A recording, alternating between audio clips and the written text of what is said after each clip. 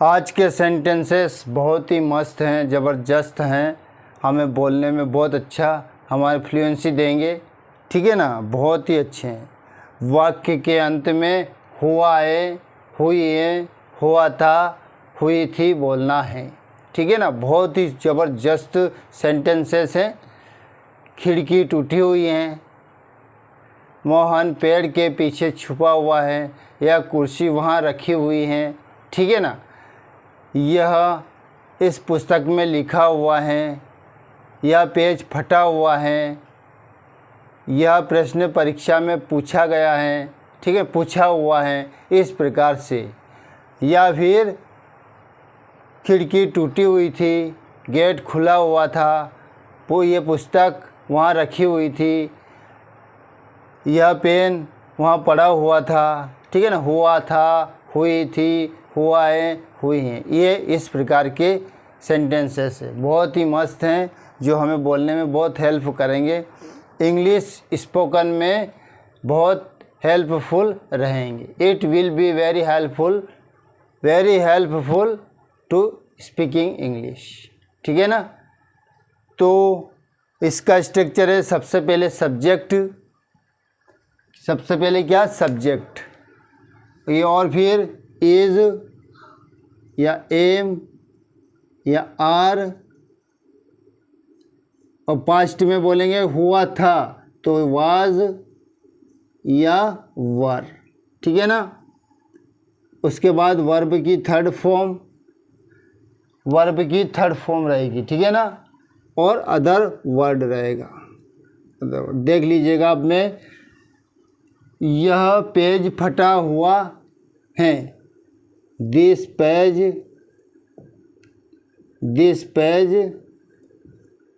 तो this page singular है। Is torn, फाड़ना या फटना, तो टॉर्न, यह पेज फटा हुआ है। ठीक है ना, यह कहानी बचपन में सुनी हुई है, तो दिस स्टोरी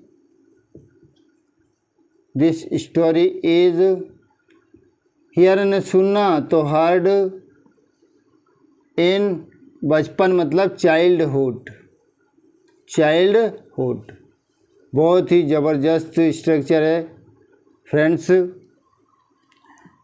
यह प्रश्न एग्जाम में पूछा हुआ है ना, जो प्रश्न आया होगा कि यार ये तो पूछा हुआ है परीक्षा में, तो दिस क्वेश्चन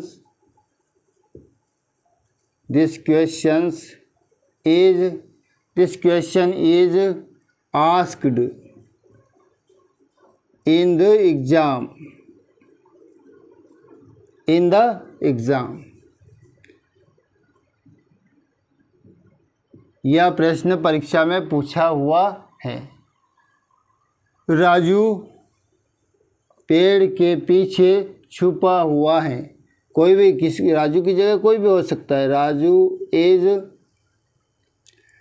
हिडन छिपना, बिहाइंड यानी पीछे, बिहाइंड द ट्री, पेड़ के पीछे, है ना, राजू पेड़ के पीछे छुपा हुआ है। ठीक है ना, यह पेन वहाँ पड़ा हुआ है ना, जैसे कोई भी पेन पड़ा हुआ है तो यह पेन, जो वह पेन वहाँ पड़ा हुआ है। ठीक है ना, मैं डरा हुआ हूँ, मैं तुम्हारे लिए रुका हुआ हूँ। देखिए, मैं तुम्हारे लिए रुका हुआ हूँ, तो आई एम स्टॉप, तो तीसरी फॉर्म में स्टॉप्ड फॉर यू, मैं तुम्हारे लिए रुका हुआ हूँ। ठीक है ना, वह, he is stopped for me, वह मेरे लिए रुका हुआ है। ठीक है ना, यह शर्ट टंगी हुई है, तो कुछ भी हो सकता है। This shirt, SHIRT, shirt is टांगना या लटकाना तो hung, this shirt is hung. ठीक है ना। तो ये तो हुई प्रेजेंट की बात, ये हुई प्रेजेंट की बात। पास्ट और देख लेते हैं। ठीक है ना। पास्ट और ये सेम है, केवल था बोलना है। हुआ था, हुई थी। तो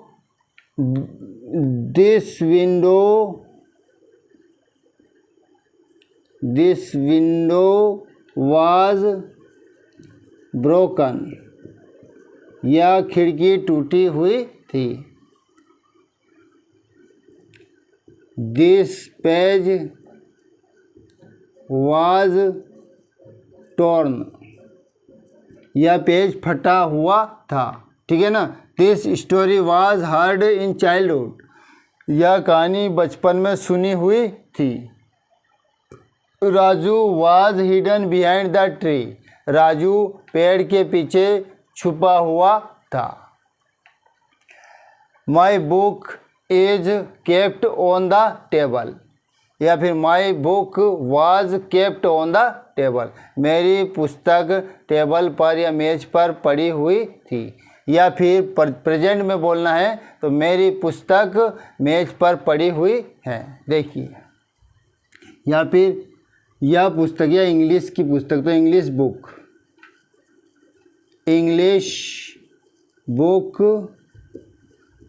is kept on the table, English की किताब टेबल पर रखी हुई है। अगर वाज बोल दिया, English book was kept on the table, English की किताब टेबल पर रखी हुई थी। बहुत है ना, बहुत मस्त स्ट्रक्चर। दोस्तों, मच क्राई लिटिल वूल, ऊंची दुकान फीके पकवान। यदि हमें छात्रों को प्राइवेट स्कूल में पढ़ाना है तो कोचिंग का क्या ज़रूरत है, और यदि कोचिंग लगवाना ही है तो प्राइवेट स्कूल का क्या काम है ना। ये अभी हम कोई हर पेरेंट्स की बात कर रहा हूँ। यदि हम अभी से प्राइवेट स्कूल और कोचिंग है ना, दोनों में पैसे वेस्ट करते रहे तो जब उसका जो अपने बच्चों का जब भविष्य बनने का होता है तब जाके हमारे पास में वो फैसिलिटी अवेलेबल नहीं होती। क्योंकि प्राइवेट स्कूल में भेजते हैं ना तो वहाँ तो सिलेक्टेड क्वेश्चंस, बस सिलेक्टेड क्वेश्चंस पढ़ाया जाता है। सिलेक्टेड क्वेश्चंस से कुछ नहीं होता है, क्योंकि कंपटीशन एग्ज़ाम में सिलेक्टेड क्वेश्चंस नहीं आते हैं। वहाँ तो पूरा जो चैप्टर है, जो यूनिट है, पूरी यूनिट में से आता है, ना कि सिलेक्टेड क्वेश्चंस में। तो वो तो ऑब्जेक्टिव टाइप होता है ना। MCQs होते हैं, मल्टीपल चॉइस क्वेश्चंस, तो वो तो पूरी यूनिट में से आएंगे। तो आप अपने बच्चों के भविष्य को ध्यान में रखते हुए ज़रा सोचें कि प्राइवेट स्कूल में पढ़ाना है या कोचिंग पर पढ़ाना है। ठीक है ना। क्योंकि गवर्नमेंट स्कूल के बालक भी 90, 92, 93% बना रहे हैं विदाउट कोचिंग, क्योंकि वो ब्रिलियंट होते हैं, उसकी बुद्धि लब्धि बहुत अच्छी होती है। उसे चाहे आप गवर्नमेंट में पढ़ाइए या प्राइवेट में पढ़ाइए तो भी वही रिजल्ट देगा। जब वो एक 40 या 50% वाला बालक प्राइवेट में पढ़ने के बाद यदि उसका रिजल्ट 80 या 85 बना ले, तब माने कि हाँ प्राइवेट स्कूल में पढ़ाना अपना कारगर रहा। क्या मतलब है, मल्टी टैलेंटेड लड़के तो आप चाहे प्राइवेट में पढ़ाइए या गवर्नमेंट में पढ़ाइए, उसके लिए तो पढ़ना है ना, तो वो तो बना सकता है।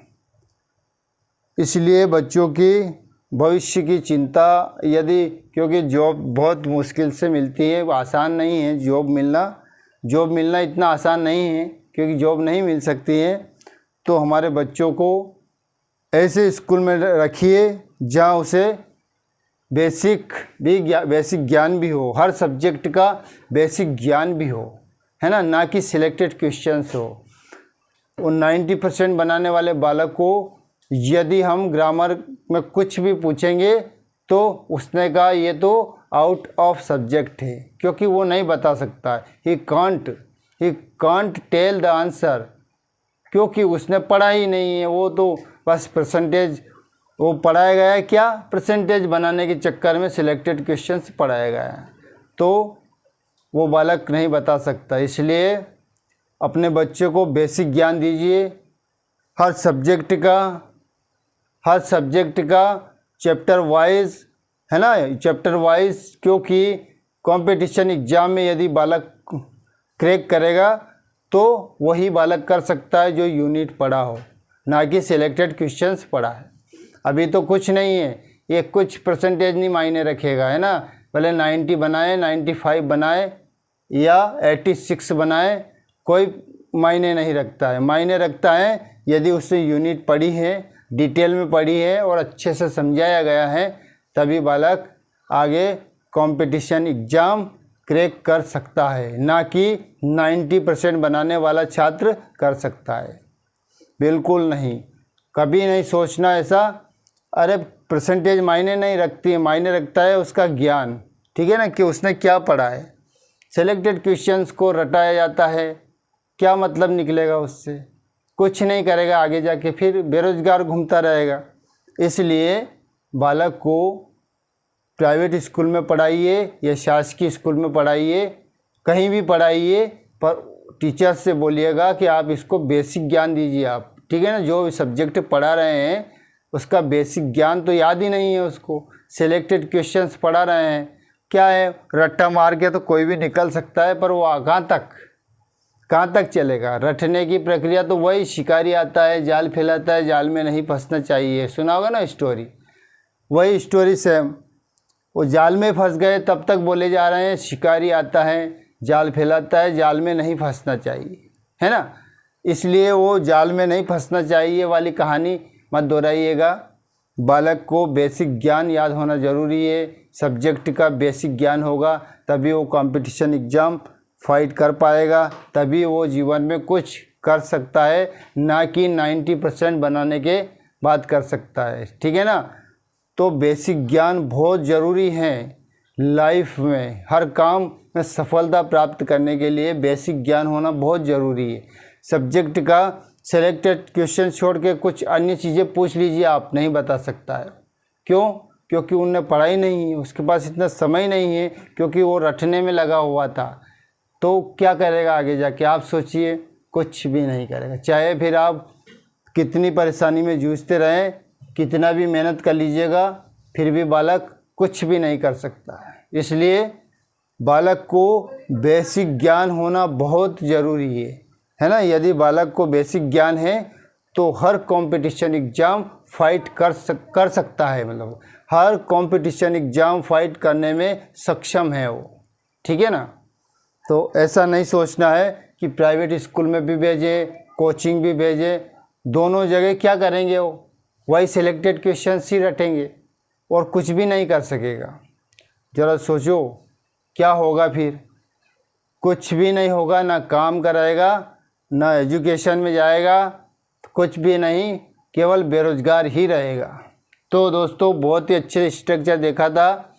सब्जेक्ट लिखना है और टेंस के अकॉर्डिंग है यदि है या था है तो इज़ या एम या आर लगाएंगे, और यदि था या थी है तो वाज या वर लगाएंगे, और वर्ब की थर्ड फॉर्म लिखेंगे और अदर वर्ड लिखेंगे, ठीक है ना।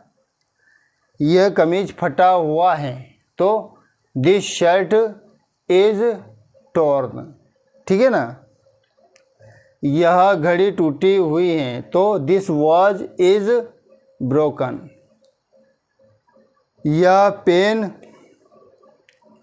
खरीदा हुआ है, देखिएगा यह पेन खरीदा हुआ है, दिस पेन इज बॉट। समझ में आया ना। मैं डरा हुआ हूँ, वह डरा हुआ था तो मैं डरा हुआ हूँ, आई एम स्केयर्ड, मैं तुमसे डरा हुआ हूँ, I am scared of you, ठीक है ना। वह मुझसे डरा हुआ है, he is scared of me. और डरा हुआ था है ना। यदि डरा हुआ था तो देखिएगा, किसी पुस्तक को बोलना है तो जैसे बिक चुकी है तो this book was already sold, यह पुस्तक पहले से ही बिकी हुई है। कोई खरीदने गया कि यार ये बिक चुकी है तो उससे कहेगा this book was already sold, यह पुस्तक पहले से ही बिकी हुई है, और वाज लगाया तो बिकी हुई थी, ठीक है ना। दिस कार, कोई भी गाड़ी की बोल, दिस कार इज कलर्ड, यह कार या गाड़ी रंगी हुई है, उसमें पेंट किया हुआ है ना, तो यह रंगी हुई है, ठीक है ना। This story was heard in childhood, यह कहानी बचपन में सुनी हुई है, और वाज बोला तो यह कहानी बचपन में सुनी हुई थी।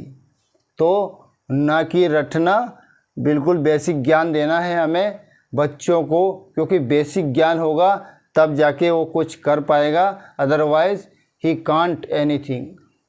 फिर पूछेंगे what are you doing, nothing, I am just killing time, you करेगा I am just killing time, केवल मैं समय को वेस्ट कर रहा हूँ, समय बर्बाद कर रहा हूँ, फिर बाद में कुछ भी करने को नहीं रह जाएगा।